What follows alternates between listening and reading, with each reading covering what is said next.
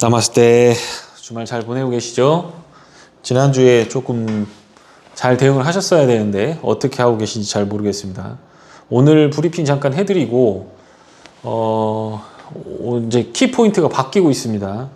지금 자꾸 금리 인상에 관해서 얘기하는데 금리 인상이 핵심이 아니에요. QT가 핵심입니다. QT. 미국은 QT가 핵심입니다. 자, 보세요. 우리나라의 예를 들어 볼게요. 금융위원장이 총량 규제라고 하는 거를 했습니다. 제가 이거 분명히 영향이 있다고, 금리하고 아무 상관없다고 얘기했죠. 그러니까 DSR 막 이런 거 만진다라는 거예요. 뎁. 그러니까 DSR 같은 거를 만지면서 대출 자체의 총량을 은행이 못하도록 막아버리는 거예요. 이 총량 규제 이런 거, 이게 QT의 어떤 다른 형태라고 보시면 됩니다. 그러니까 이자가 올라가면 그래, 담보대출만 해주면 얼마든지 이자 내가면서 내가 할게라고 하는데 대출 자체가 막혀버리잖아요. 그러면 이자를 더 내고 싶은 마음이 있어도 이자는 올라가지 않아도 이자 때문에 저거 하지 않다는 거예요. 여러분 잘 아셔야 되는데 07년도 서프라임 터지기 전에 혹은 99년 닷컴버블 터지기 전에 금리가 막 이렇게 올라갔어요. 닷컴버블 때는 거의 6%까지 중앙은행이 금리 땡겼어요. 그러니까 전문가들이 이걸 까꾸로 해석해요. 6%까지 땡길 때까지는 주식시장 안 빠진다 이래버린다는 거예요.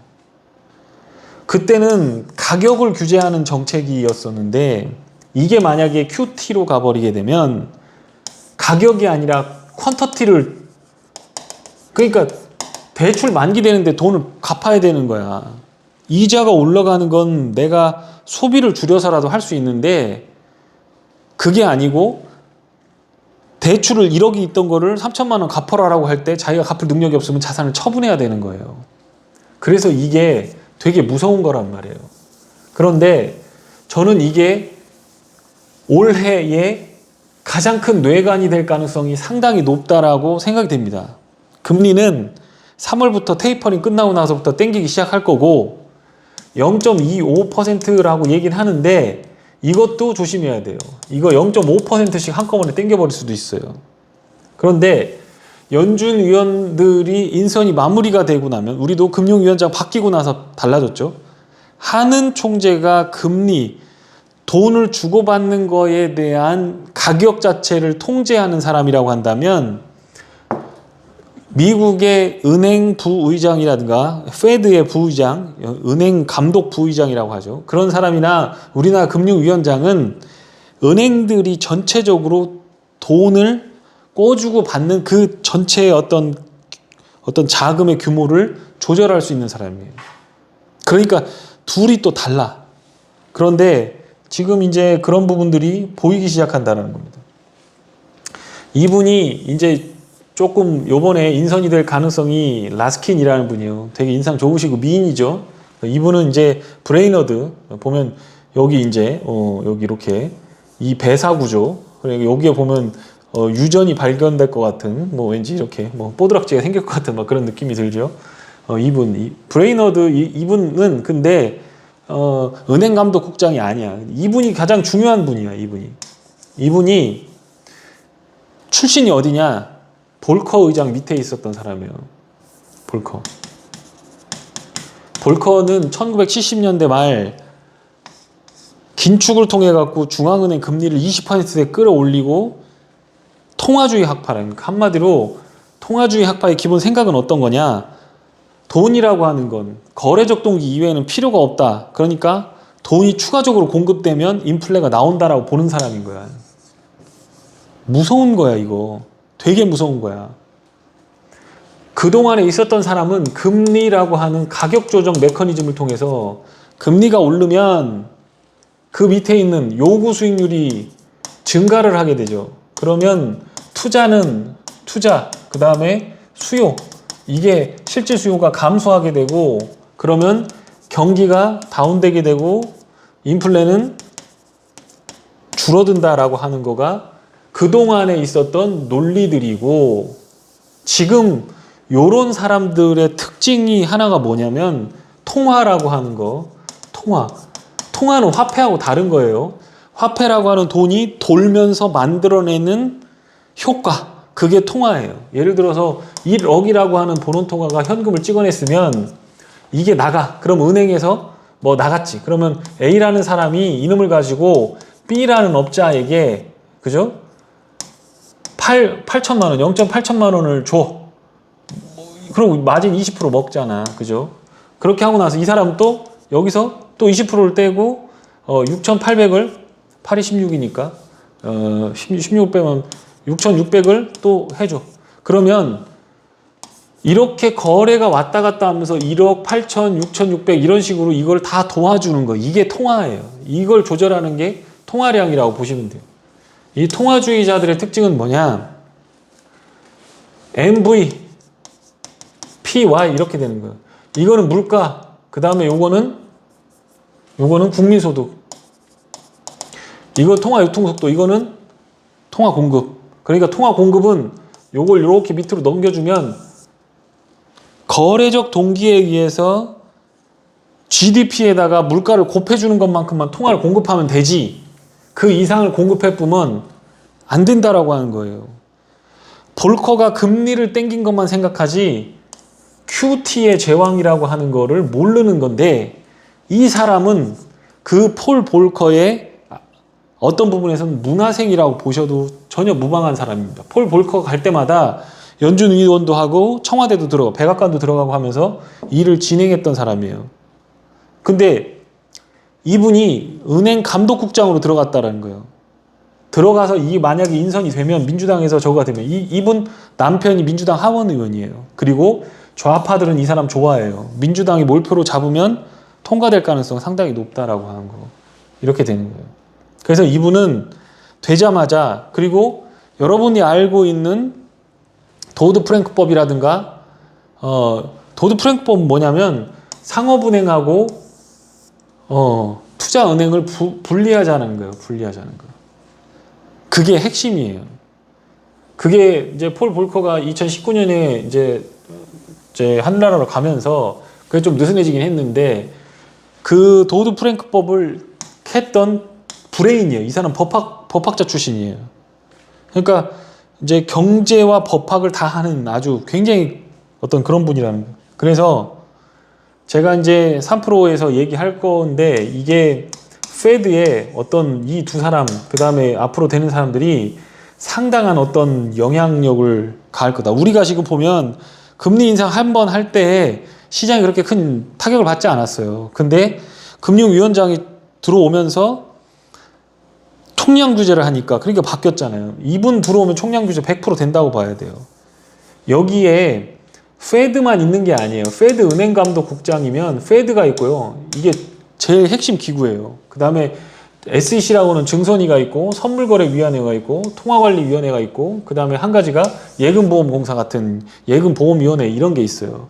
그러니까 이게 도대체 우리하고 무슨 상관이냐 이렇게 생각할지 모르지만 여기마다 예를 들어 레버리지를 축소해라라든가 이런 거 예금 저거 할 때는 수합이라든가 금융상품 거래를 할 때 보증금 더블로 올려. 그럼 묶여있는 돈이 많아지거든.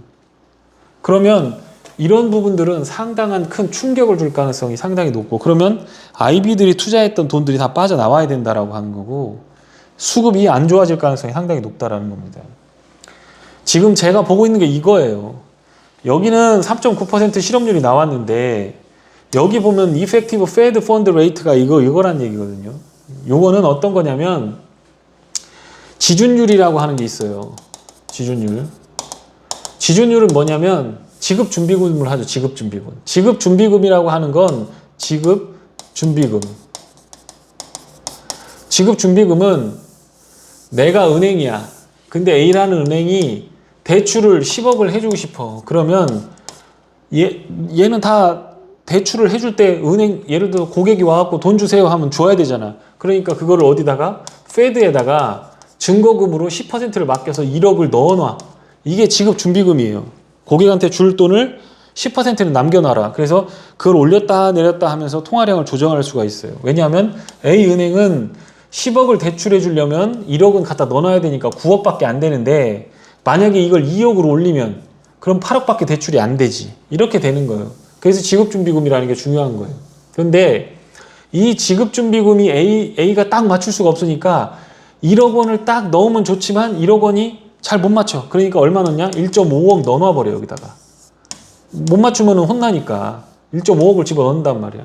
그런데 B은행이 갑자기 대출이 늘어나면서 얘도 1억을 여기다 넣어놓고 있었거든. 근데 갑자기 그날 저녁에 대출이 확 늘어나면서 1.5억을 넣어야 되는데 얘 1억밖에 안 넣고 있었어.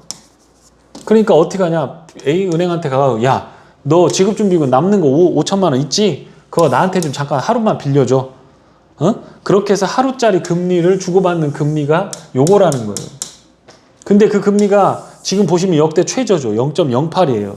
이 얘기는 뭐냐면 괜히 페드가 은행들한테 돈을 많이 넣어줘가지고 돈이 필요가 없으니까 서로 주고받는 금리가 이렇게 싸다는 거예요. 주고받지 않는다라는 거예요. 그냥 은행에다 넣어놔버린다는 거예요. 돈 필요 없다는 거예요. 대출도 안 해주고 지금 전부 페드에다가 다 돈 집어넣고 있다는 얘기야.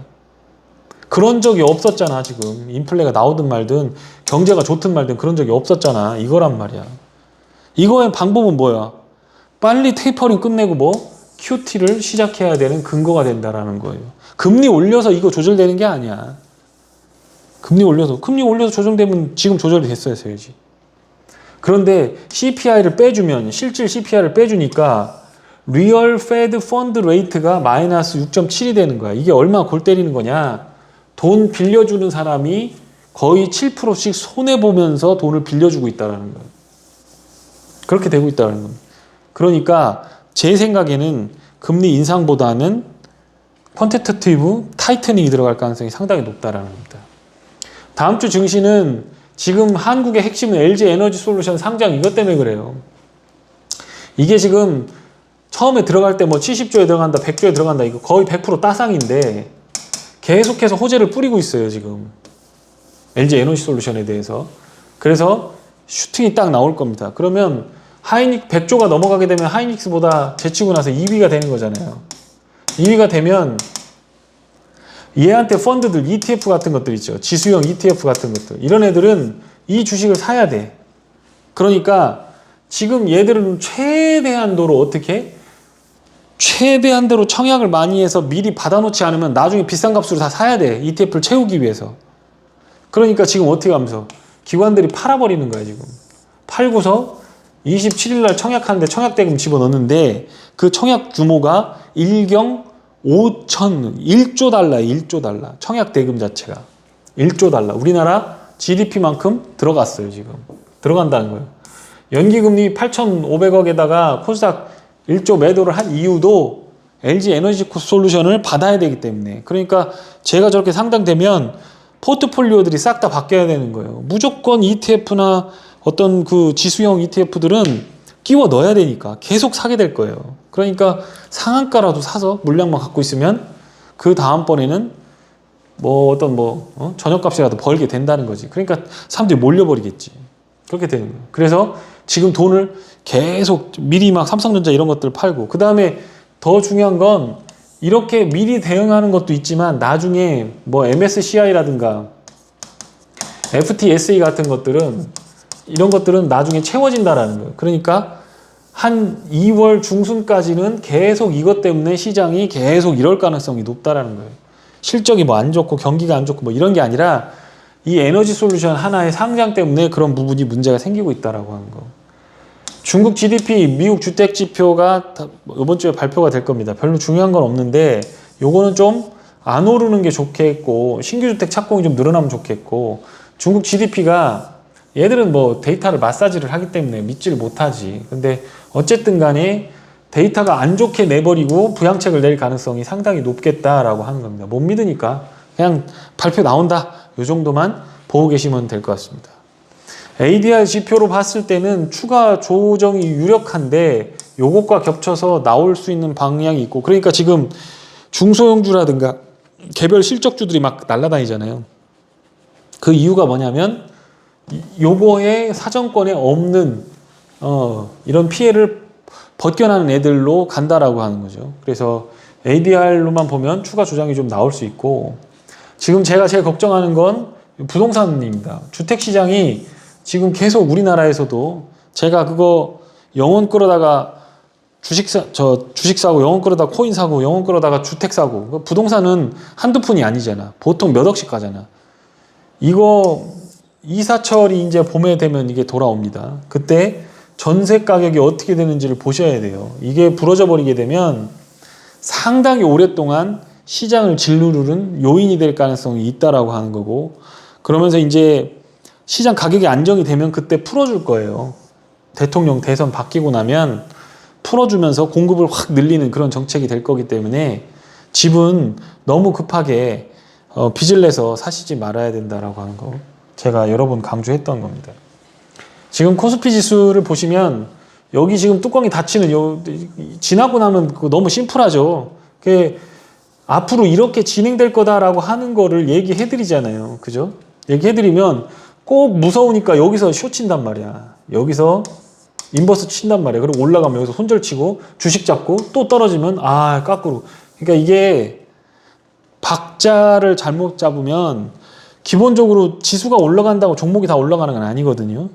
또 지수가 내려온다고 종목이 다 내려가는 건 아니야. 언제 영향받냐? 요런 날, 요런 날, 요런 날.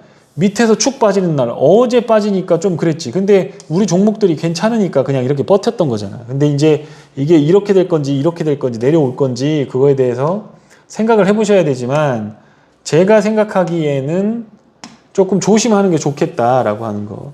여기 있는 이 선까지 내려와서 전 저점을 지키는 걸 확인하고 여기서 이렇게 보시는 게 낫지 않겠나라고 하는 거. 그게 좀 더 자연스럽지 않나라는 생각이 듭니다.